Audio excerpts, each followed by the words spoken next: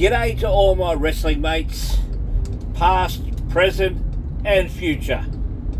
You're with the oldest rookie content provider in all of pro wrestling. I'm Southern Joe, and I had the thought to cut things back to bare bones for a pilot of my new YouTube show, simply called The Southern Joe Wrestling Show.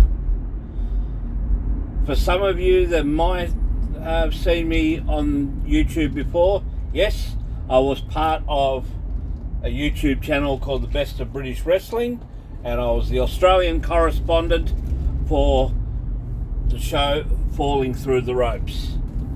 Jay Jones sequestered me to be that Australian content provider.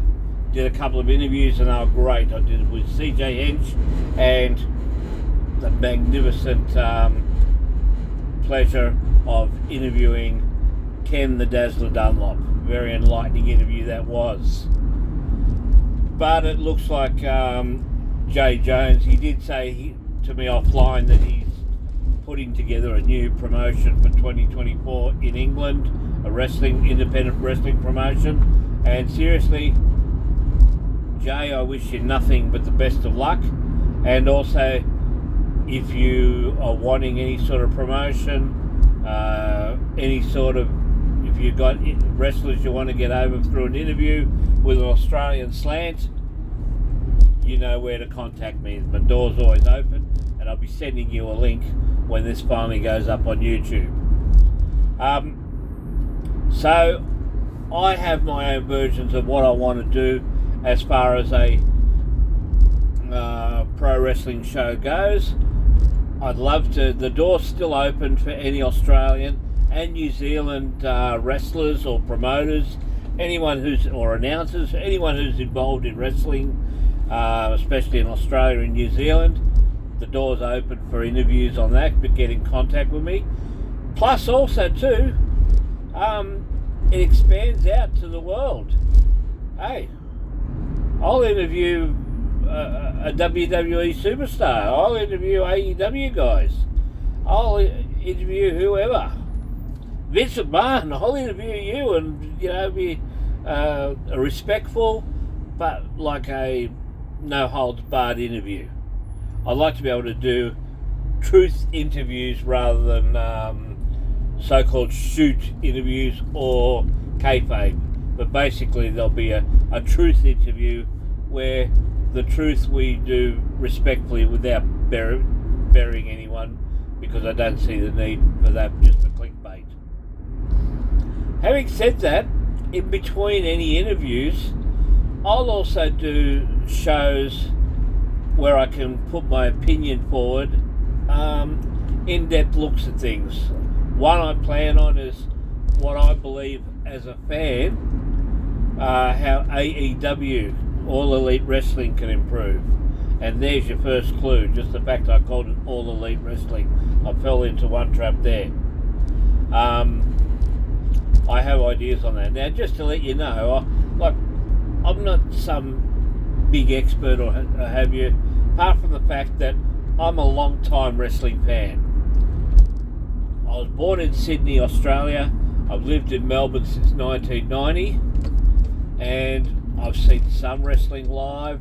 I've consumed a lot of it on TV and on various video DVD copies and so forth. Watched it online and that. And I keep up with a lot of it, even some of the American independent stuff. I see some of the things happening there.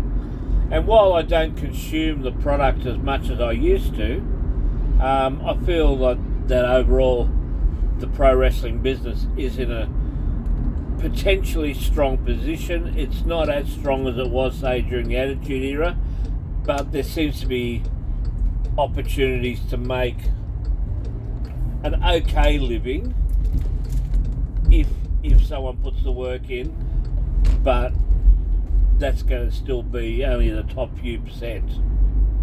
But if you put the work in and get yourself over it, you can do it. Then you probably can make a half decent living out of it. Yes, as I said, I started watching wrestling when I was about 5 or 6 years old. We had the old World Championship Wrestling with Jim Barnett down here in Australia, where he brought in big name American wrestlers like Haystacks Calhoun and Bulldog Brower, King Curtis. And would you believe King Curtis was a babyface? Some of the older American wrestling fans wouldn't even be able to believe that. He had the big shock of hair and very charismatic though. And they all mixed it up with Australian stars like Ron Miller, Larry O'Day, Mario Milano, of course. And the shows went gangbusters. The Channel 9 TV shows on Saturday morning and Saturday lunchtime, Sunday lunchtime, starting at 12 o'clock, were very, very popular. Brought in big ratings for the 9 network. And from what I heard on the interview I did with Ken Dunlop, it was only pushed aside because Kerry Packer, the late Australian billionaire who used to own the Channel 9 network, needed room for his World Series cricket competition, which was a renegade cricket competition that he formulated in the late 70s, early 80s. It was a breakaway from the traditional cricket. But after that stuff, the World Championship Wrestling on TV finished, didn't see much wrestling apart from the odd shopping centre show with 3 matches. Shopping centre is what you would call shopping malls that set up the ring, and especially in a multi-level shopping centre where they can lean over the balcony and have a look at what's going on with all this froth and bubble. Have a couple of matches, and apparently it was in clubs, but at that time I wasn't sort of interested in going to wrestling at the clubs because basically I didn't know a lot of the wrestlers that were happening at that time. Saw the odd American WWF match on the Wide World of Sports program, but didn't really get back into it until I saw. Well, first thing I saw approaching to the first WrestleMania was the Rocky 3 with Thunder Lips. Then this same big blonde bloke with the handlebar mustache standing behind Cyndi Lauper, arms crossed, looking mean, and I remember him being introduced as her bodyguard. And I thought, geez, look at the size of this bloke. And then come WrestleMania 1, turns out he's Hulk Hogan. Oh yeah, that's the guy that was in the Rocky movie who threw Sylvester Stallone all over the place. Very interesting. And then of course from the WrestleMania 1, Channel 10, the 10 network, was showing Superstars of Wrestling in Australia, but showing it late at night. So if I didn't stay up to watch it, I recorded it on the VCR. And here's something for, if this ever gets to Jim Cornette and Brian Last. Australia, for many years, not just in wrestling, but in all forms of TV, have had a habit of shows not running to schedule. Even in this age of DVRing and yada yada, shows have had or networks have had a habit of having shows run overtime. And so whenever I've set a video recording, or even in the days of DVRing and so forth, I've always put extra minutes on it. Yeah, no, you can say, not my job, sure. But same time, I know what networks are like, and so I never wanted to miss anything. So while Mr. Cornette, respectfully, you are right, the worst thing is that Networks basically don't adhere to that rule because they're all trying to one-up each other. And even now, a lot of shows now that used to start at 8:30 are now advertised to start at 8:40 instead. And that happens on a regular basis here in Australia, and I imagine it'd be the same thing in America, because a lot of what we do as far as formatting and this sort of thing is copied from the American TV system anyway. There were times when Channel 10 wouldn't show the World Wrestling Federation stuff, the Superstar stuff, for a while, for whatever reason, like if the deal wasn't re-signed, and there wasn't a huge audience for it in Australia anyway. You worry about, you guys in America worry about whether a deal for All Elite gets re-upped or WWE will get re-signed. You still have the audience for it, whereas in Australia it's always been a niche product ever since that time in the 70s, when, okay, it was a niche product there, but our 1970s wrestling would be probably equivalent to Attitude Era as far as numbers and popularity and mainstream acceptance goes.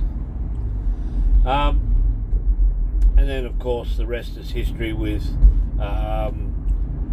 getting hold of pay-per-views, and WCW and WWE in the 90s was mainly available on pay TV rather than free-to-air networks. But the way I discovered a lot of other wrestling was one day I was in the mid-80s, I was walking along and saw a news agency shop, saw this magazine that said Pro Wrestling Illustrated. I thought, what's this? Now, you guys in America had that for years, but I'd never seen it before. And all of a sudden, I'm seeing all these other wrestlers that I'd never heard of before, in these federations I'd never heard of it before. And then made me also realise that, because when I was watching the Australian product as a kid, I never put together that it was affiliated with the NWA. And I mean, by that time, the only NWA I'd heard of was the rap group that had with Attitude. And I hate rap. The only good rap is either Christmas rapping or glad rap, clean rap. So then I discovered all these other things, and some of the wrestlers that disappeared off WWF TV, off the Superstar show, were turning up in these federations. It's not like they just went off and packed boxes in a warehouse or something. They went off to do all these other things, either in Memphis or Mid-South or Pacific Northwest, or gone to work for Crockett and so forth. So I was starting to learn all that, because I was consuming all this knowledge and consuming and learning the history as well, because some of the articles in Pro Wrestling Illustrated and its suite of newspapers, of magazines I should say, were giving historical context of different things. So that's where I learned more and more and appreciated the business. And yeah, okay, I grew up in an era where kayfabe was king, and yeah, I grew up believing that title changes were legitimate title changes, that every match was a legitimate match. And to keep that magic alive, I still hate it when my favourite wrestlers lose a match, even though I know it's going to be good for a story and so forth. But if someone like AJ Styles or Kevin Owens loses a match, I treat it like as if my favourite basketball or football team's lost a match. And that keeps the kayfabe alive. Keeps this, maybe not even so much the kayfabe, because you know, at the end of the day, you do know it's predetermined. But at the same time, by marking out for your favourite wrestlers you allow yourself a suspension of disbelief, or suspension of belief, in that you believe in what the wrestlers are doing. And that's why my two favourite wrestlers at the moment, apart from, say, Owens, Van Dam and AJ Styles, who I've always loved their in-ring work, my other two favourite, just for the way they make you feel an emotion, is CM Punk and MJF. Now, on to CM Punk. I've got to apologise. I was convinced that CM Punk was the devil. I was convinced he was the devil in All Elite. I was wrong. I never thought he'd go back to the WWE, simply because of the way the bridges were burnt. But obviously himself and Triple H decided to give each other a second chance, which I think is very admirable. When you look at it from a humanistic point of view, it's actually very admirable that giving each other a second chance. And yeah, it's for business reasons, but it shows what can be done if business gets together. Now, I'm still not convinced of all the dirt sheet reports about what happened between Punk and the Elite, but I think there was All Elite left a lot of money on the table by not being able to play on CM Punk's real life animosity towards whatever wrestlers, to turn those into angles, a la Shawn and Brett back in the day. That's that sort of thing that can create a good deal of money. You now see how it's created through Seth Rollins and CM Punk. There's a draw. There's a big draw, and the extra stakes is it's for that new world title.